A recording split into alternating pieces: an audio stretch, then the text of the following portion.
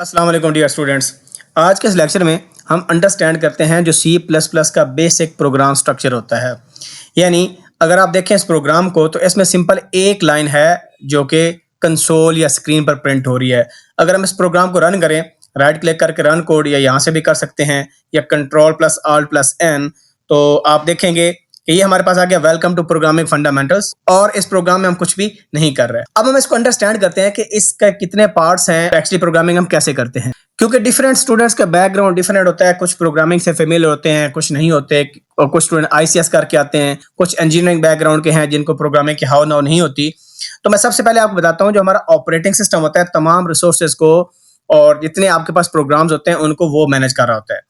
और हमारा ये जो VS कोड है, it is one of them. अगर आप ये यूज़ कर रहे हैं, अगर आप स्टूडियो यूज़ कर रहे हैं या कोई और कंपाइलर यूज़ कर रहे हैं, तो उसको मैनेज कौन करता है? ऑपरेटिंग सिस्टम करता है। जब हम इस प्रोग्राम को रन करते हैं तो ऑपरेटिंग सिस्टम क्या करता है? ऑपरेटिंग सिस्टम इस प्रोग्राम को रैम के अंदर लोड करता है। रैम क्या है?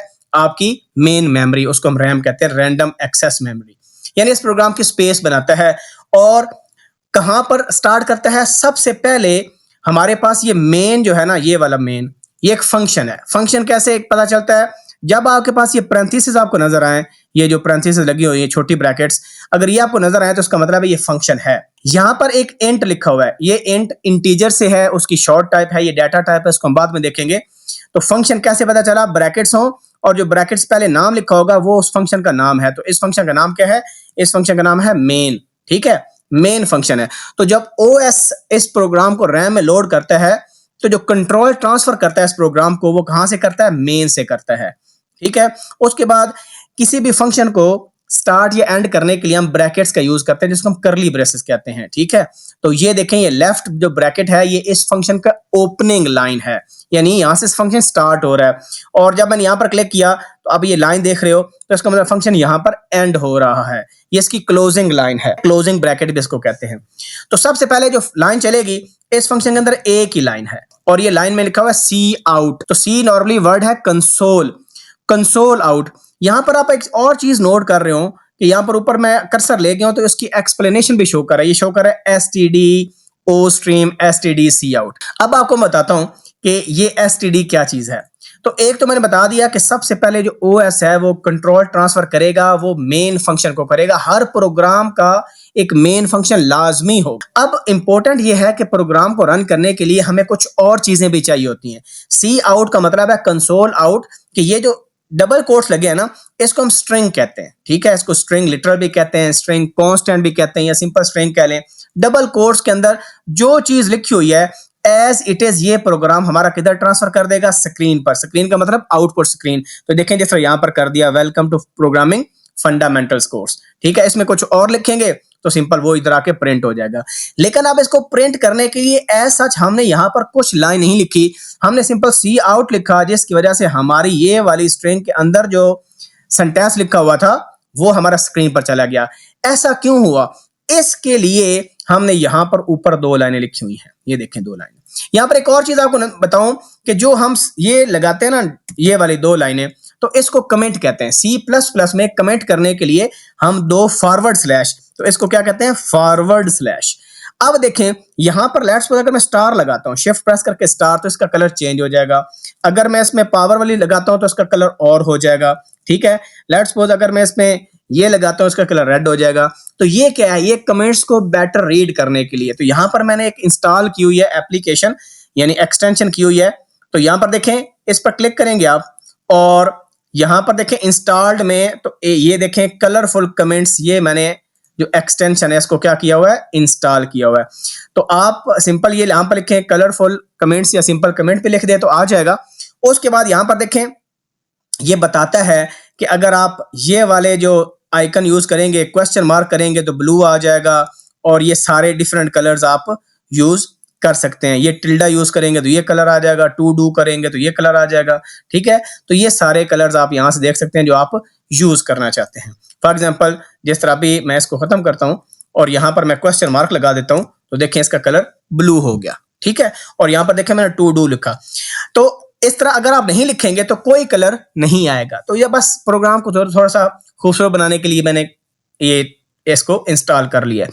और भी बहुत ज्यादा एक्सटेंशन है, टाइम के साथ साथ आपको बताता जाऊंगा। तो ये जो दो लाइनें हमने लिखी, इन दो लाइनों की मदद से हमारा यहां पर ये प्रिंट हो गया।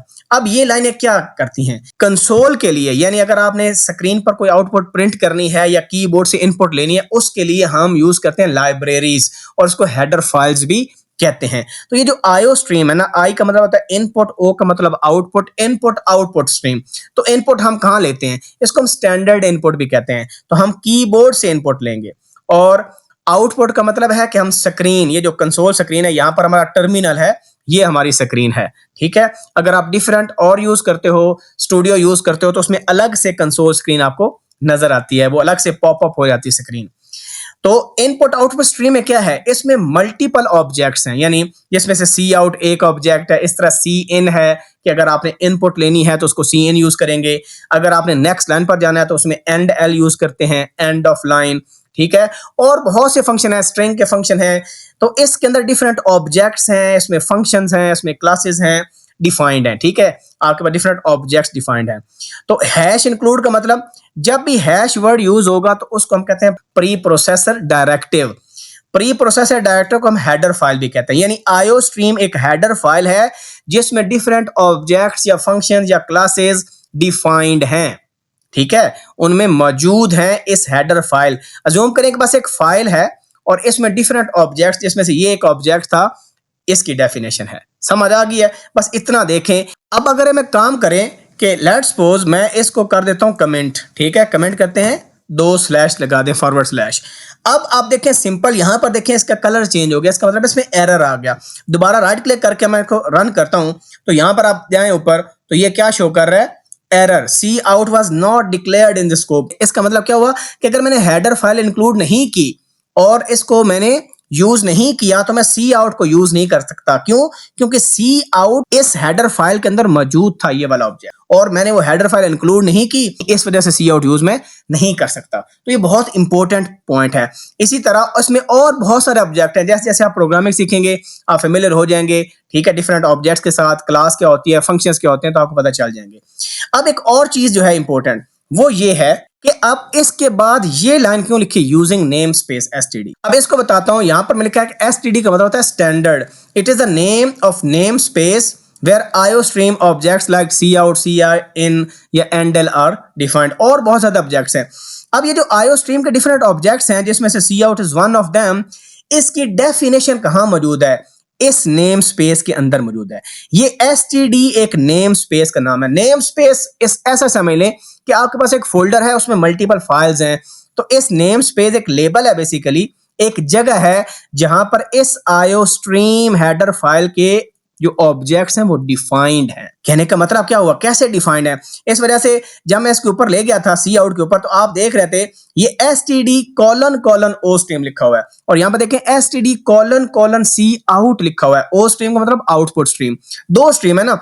आईओ स्ट्रीम में देखें आपका इनपुट स्ट्रीम भी है, आउटपुट स्ट्रीम भी। इनपुट का मतलब कीबोर्ड से लेना, आउटपुट का मतलब है स्क्रीन पर रिजल्ट को डिस्प्ले करना।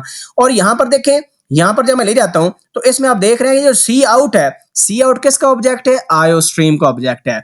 ये किसके अंडर डिफाइंड है, ये इस एसटीडी के अंदर डिफाइंड है। यानी स्टैंडर्ड जो नेम स्पेस है ना, ये नेम स्पेस का नाम है, एक लेबल है, एक जगह है जहां पर आईओ स्ट्रीम के ऑब्जेक्ट्स डिफाइंड हैं। इसका मतलब ये हुआ कि अगर मैं ये लाइन यूज ना करूं, ठीक है, मैंने इसको कर दिया कमेंट, तो अब मैं सी आउट भी यूज नहीं कर सकता। अब देखें रेड हो गया, तो हत्ता कि आईओ स्ट्रीम मैंने हेडर फाइल डिफाइंड की हुई है। तो अगर अब मैं यूज करूंगा ना, तो ये सी आउट किसके अंडर डिफाइंड है, ये एसटीडी नेम स्पेस, यानी एक लेबल है, बेसिकली एक जगह है, एक टैग है जहां पर ये डिफाइंड है। तो मुझे स्कोप रेजोल्यूशन ऑपरेटर लगाना पड़ेगा। ये जो डबल कॉलन मैंने लगा दिए, इसको कहते हैं स्कोप रेजोल्यूशन ऑपरेटर। क्या मतलब कि ये जो ऑब्जेक्ट है आईओ स्ट्रीम का, ये एसटीडी के अंदर इसकी डेफिनेशन मौजूद है। जहां जहां मैं आईओ स्ट्रीम का ऑब्जेक्ट यूज करूंगा, अगर मैं यूजिंग नेम स्पेस एसटीडी नहीं लिखूंगा तो मुझे वो एरर देगा, डायरेक्टली यूज नहीं कर सकते। हमें एसटीडी कोलन कोलन या स्कोप रेजोल्यूशन ऑपरेटर लगाना है। इसका मतलब है कि ये जो ऑब्जेक्ट है वो एसटीडी के स्कोप के अंडर डिफाइंड है। तो एसटीडी क्या है, एक नेम स्पेस का नाम है। नेम स्पेस क्या है, एक जगह है, ठीक है, एक लेबल है जिसके अंदर ये ऑब्जेक्ट्स मौजूद हैं। अब देखें ये सिंपली, अब ये बिल्कुल ठीक है, देखें यहाँ पर रेड कलर चेंज हो गया। आप इसको रन करें तो प्रोग्राम परफेक्टली आपको यहाँ पर आउटपुट दे देगा। लेकिन अगर आप इसको खत्म कर देंगे या यानी ये बेसिकली ये कर देंगे तो अब सी आउट को हम डायरेक्टली यूज नहीं कर सकते, बल्कि उसके लिए एसटीडी कोलन कोलन लिखना पड़ेगा। यानी जहां जहां आयो स्ट्रीम के ऑब्जेक्ट्स आपने यूज करने हैं ना, उससे पहले आपको एसटीडी कोलन कोलन लगाना पड़ेगा, डायरेक्टली यूज नहीं कर सकते। तो इस चीज के बचने के लिए हमने ये यूजिंग नेम स्पेस एसटीडी लगा दिया, ताकि जितने आयो स्ट्रीम के जो भी फंक्शंस हैं, ऑब्जेक्ट्स हैं, क्लासेस हैं, या बाद में पढ़ेंगे फंक्शन क्या होता है, क्लास क्या होती है। फिलहाल ऑब्जेक्ट्स देखें कि जितने ऑब्जेक्ट्स इसके अंदर मौजूद हैं वो कहां पर डिफाइंड है, इस लेबल के अंदर, इस टैग के अंदर, ठीक है, इस नेम स्पेस के अंदर डिफाइंड है। इस वजह से जब आप ये लिख देंगे तो फिर आप डायरेक्टली यूज कर लेंगे, बिकॉज ये लिंक्ड हो गया सी आउट। जब आपने ये डाल दिया तो अंडरस्टूड है कि सी आउट अब इसका पार्ट है, आप उसको डायरेक्टली यूज कर सकते हैं। अगर ये इसको कमेंट कर दूं फिर आप डायरेक्टली यूज नहीं कर पाएंगे, बल्कि आपको एसटीडी कोलन कोलन लिखने पड़ेगा। इसी तरह अगर हम चाहते हैं कि ये देखें इसके बाद एक लाइन आ जाए, तो यहां पर एक होता है, ये लगाते हैं, इसको कहते हैं जी इंसर्शन ऑपरेटर। क्या कहते हैं? Insertion operator. तो ये क्या करता है इंसर्शन ऑपरेटर, कि जो भी ये जो चीज आपके पास लिखी हुई है इसको कहां पर ले जाएगा, स्क्रीन पर ले जाएगा। सी आउट के बाद भी हमने लगाया, इसका मतलब है कि सी आउट के बाद जो भी चीज पड़ी होगी इसको कहां पर ले जाएगा, स्क्रीन पर ले जाएगा। अब हम चाहते हैं स्क्रीन पर अगली लाइन में चले जाएं, तो उसके लिए एंड एल है। तो एंड एल मैंने यूज किया क्योंकि एंड एल भी आईओ स्ट्रीम का पार्ट है जो कि एसटीडी के अंदर डिफाइंड है। अब आप देखिएगा यहां पर क्या फर्क नजर आता है। दोबारा राइट क्लिक करके रन करें, कर्सर ऑटोमेटिकली क्यों प्रोग्राम एंड हो गया तो आपको फर्क नजर नहीं आया। लेकिन अगर मैं एक एंड एल और लगा दूं तब आपको क्लियर पता चलेगा कि ये अगली लाइन में कर्सर चला जाता है। अब दोबारा रन करें जी। अब आप देखें एक एक्स्ट्रा लाइन आपको, आप देखें यहां पर नजर आ रही है, इसके बाद आपको एक लाइन नजर आ रही है, ठीक है। अगर एंड लिखें या ना लिखें ऑटोमेटिकली कर्सर अगली लाइन में ट्रांसफर हो जाता है क्योंकि प्रोग्राम एंड हो गया। अब क्योंकि एंड एल भी इसका पार्ट है, इसको दिखाने के लिए अगर मैं सिंपल इसको दोबारा फिर कमेंट कर दूं, ठीक है, इसको कमेंट कर दूं और देखें अब क्या आ गया, यहां पर रेड हो गया और यहां पर देखें रेड हो गया। इसको खत्म करने के लिए और ये भी रेड हो गया, हमें क्या लगाना पड़ेगा, एसटीडी कोलन कोलन, क्योंकि अब हम एसटीडी नेम स्पेस यूज नहीं कर रहे तो हमें इस स्कोप को डिफाइन करना पड़ेगा कि एंड एल किस स्कोप में डिफाइंड है, वो एसटीडी के अंदर डिफाइंड है। और सिमिलरली यहां पर भी सी आउट से पहले भी क्या लगाना पड़ेगा, एसटीडी कोलन कोलन। तो अब आपके प्रोग्राम में एरर खत्म हो जाएगा। तो ये फर्क है नेम स्पेस का। Using name space STD pre processor directive नहीं है। प्री प्रोसेसर डायरेक्टिव या हेडर फाइल वो होती हैं जो हैश के साथ शुरू होती हैं, समझ आ गई। एसटीडी सिंपल एक नाम है। तो अगर आप इसको हटा दें तो अब आप देखें ये यूज हुआ है, फिर भी ठीक है, या इसको हटाना चाहते हैं तो दोनों तरीकों से ये ठीक है। लेकिन अगर आप उसको एसटीडी नेम स्पेस यूज कर रहे हो तो फिर इसको हटा दें। अब उसके बाद अगली लाइन आती है रिटर्न 0। ये रिटर्न क्या करता है, यहां पर एक चीज नोट करें, इंट लिखा हुआ है, इंटीजर।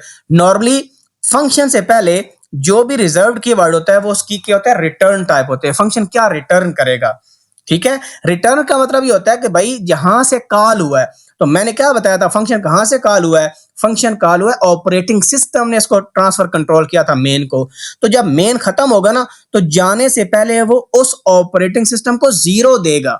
0 रिटर्न करने का मतलब है वो बताएगा ऑपरेटिंग सिस्टम को कि आपने मुझे कंट्रोल ट्रांसफर किया, मैंने सक्सेसफुली प्रोग्राम को एग्जीक्यूट कर लिया। 0 का मतलब ये हो गया। अगर हमने ये नहीं लिखते तो फिर भी प्रोग्राम में कोई एरर नहीं होने वाला, ठीक है, फिर भी प्रोग्राम में। अच्छा, इसमें एक और आपको तरीका बताता हूं कि मल्टीपल लाइंस को अगर आप कमेंट करना चाहते हैं, लेट्स सपोज मैं इन सारी लाइन को कमेंट करना चाहता हूं, तो कंट्रोल और फॉरवर्ड स्लैश प्रेस कर दें। देखिए मैंने ये किया, कंट्रोल फॉरवर्ड स्लैश। और अगर दोबारा खत्म करना है तो दोबारा कंट्रोल फॉरवर्ड स्लैश प्रेस कर दें। यानी उस पार्ट को सिलेक्ट कर लें और कंट्रोल फॉरवर्ड स्लैश, और दोबारा अगर अनकमेंट करना है तो कंट्रोल फॉरवर्ड स्लैश करेंगे तो अनकमेंट हो जाएगा। तो अगर रिटर्न 0 नहीं लिखते तो इसका मतलब भी अंडरस्टूड होगा, क्योंकि एडवांस C++ की हम जो कंपाइलर यूज कर रहे हैं इसके कुछ वर्जन थे, पुराने वर्जन में ऐसा नहीं होता था, वहां पर मैंडेटरी था। लेकिन अब अगर आप नहीं लिखते तो इसमें अंडरस्टूड होगा कि प्रोग्राम सक्सेसफुली आपका एग्जीक्यूट हो चुका है। तो देखिए अब भी इसमें कोई एरर नहीं आने वाला, ठीक है। तो रिटर्न जीरो का मतलब है कि ये वाला प्रोग्राम ऑपरेटिंग सिस्टम को जीरो देगा जहां पर कॉल हुआ था। तो उसके बाद क्या होगा, ऑपरेटिंग सिस्टम ये करेगा कि जो रिसोर्सेज एलोकेट किए थे मेमोरी के अंदर, इसको रैम के अंदर, वो सारे रिस्टोर हो जाएंगे, अपनी अपनी जगह पर चले जाएंगे, किसी और प्रोग्राम को एलोकेट हो जाएंगे। और ये क्लोजिंग ब्रैकेट है जो फंक्शन मेन के एंड को शो कर रही है। तो मैंने आपको मोटी मोटी सारी चीजें बता दी। बेटर कमेंट्स के लिए मैंने आपको बता दिया कि आप ये यूज कर लें, कलरफुल कमेंट्स, इससे प्रोग्राम अच्छा लगता है। आप खुद कमेंट करना सीखें, कमेंटिंग कैसे होती है, ठीक है, उससे आपको अपना प्रोग्राम समझने में भी हेल्प मिलेगी। तो दोबारा बताता हूं, ये सबसे पहले जब OS कंट्रोल ट्रांसफर करेगा तो मेन को करेगा, ठीक है। ये फंक्शन है, कैसे पता चलता है, ये पैरेंथेसिस आपके पास है, ये फंक्शन का नाम है। हर प्रोग्राम का एक ना एक लाजमी मेन होता है, और फंक्शंस हो सकते हैं, यूजर डिफाइंड फंक्शन हो सकते हैं, बिल्ट इन फंक्शन आप यूज कर सकते हो, लेकिन मेन मस्ट होगा हर प्रोग्राम का हिस्सा। उसके बाद हम सी आउट कर रहे थे। ये सी आउट क्या है, कंसोल आउट, यानी स्क्रीन पर जो भी स्ट्रिंग, ये स्ट्रिंग लिटरल कहते हैं इसको, स्ट्रिंग कांस्टेंट कहते हैं, जो डबल कोट्स के अंदर वैल्यू है इसको स्क्रीन पर प्रिंट कर रहे हैं। लेकिन उसको प्रिंट करने के लिए सी आउट एक ऑब्जेक्ट है, कहां पर डिफाइंड था, आईओ स्ट्रीम के अंदर, इनपुट आउटपुट स्ट्रीम, ठीक है। तो इनपुट कीबोर्ड से लेते हैं, ओ का मतलब आउटपुट स्ट्रीम, यानी स्क्रीन पर कोई चीज प्रिंट करनी। और इसके लिए हमने ये हेडर फाइल इंक्लूड की, आईओ स्ट्रीम, उस हेडर फाइल का नाम था, उसको हैश से, तो जब भी हैश वर्ड आ जाएगा उसको कहते हैं प्री प्रोसेसर डायरेक्टिव कहते हैं। और अब आईओ स्ट्रीम में डिफरेंट ऑब्जेक्ट्स डिफाइंड हैं, अब आईओ स्ट्रीम में डिफरेंट ऑब्जेक्ट्स डिफाइंड हैं, फंक्शन डिफाइंड है, क्लासेस डिफाइंड हैं। तो उनकी डेफिनेशन कहां मौजूद है, उनकी डेफिनेशन है एक एसटीडी नेम स्पेस है, एक टैग है, एक लेबल है, एक जगह का नाम है जहां पर आईओ स्ट्रीम के डिफरेंट ऑब्जेक्ट्स और फंक्शन डिफाइंड हैं। तो हम चाहते हैं उनको डायरेक्टली यूज करें, इसी वजह से हमने उस एसटीडी जो नेम स्पेस है ना उसको यूज कर रहे हैं, इन दोनों को लिंक कर रहे हैं आपस में कि IO stream is a part of STD, यानी उसके सारे ऑब्जेक्ट एसटीडी के पार्ट है, उसके अंदर डिफाइन हुए हैं। तो बस ये बता दिया, और बता दिया अगर ये नहीं लिखते तो फिर हमें एसटीडी स्कोप रेजोल्यूशन ऑपरेटर लगाना पड़ता है, कि उसको बताना पड़ता है कि भाई देखें इधर ले गया, तो इसका मतलब है ये cout is a part of STD, या cout is defined under STD label और टैग और नेम स्पेस, ठीक है। और रिटर्न जीरो बता दिया। तो ये पूरे प्रोग्राम की समरी है, ताकि जब भी आप लिखेंगे तो आपको ये लाजमी लिखना पड़ेगा। तो फिर भी अगर आपको कोई क्वेश्चन है, कोई क्यूरी है, ताकि हम प्रोग्रामिंग स्टार्ट करने वाले हैं, नेक्स्ट लेक्चर से हम चला वेरिएबल्स पढ़ेंगे कि डाटा टाइप्स कौन सी होती हैं, प्रिमिटिव डाटा टाइप्स क्या होती हैं, और वो कैसे डिफाइन की जाती हैं, उनका साइज कैसे पता चलता है। तो लेकिन ये बताना जरूरी था कि प्रोग्राम का जो स्ट्रक्चर है, फ्लो है, वो किस तरह होता है, ताकि आपको थोड़ी बहुत बेसिक समझ आ गई। तो खुद कोडिंग करना सीखें, ठीक है। जब तक आप खुद कोडिंग नहीं करेंगे आप लर्न नहीं कर पाएंगे। जितना मैंने लिखा तो कोशिश करें इसको खुद टाइप करें, और कमेंट डालना भी सीखें। थैंक यू वेरी मच, मिलते हैं नेक्स्ट वीडियो के साथ। अपना ख्याल रखें। अल्लाह हाफिज़ नासिर।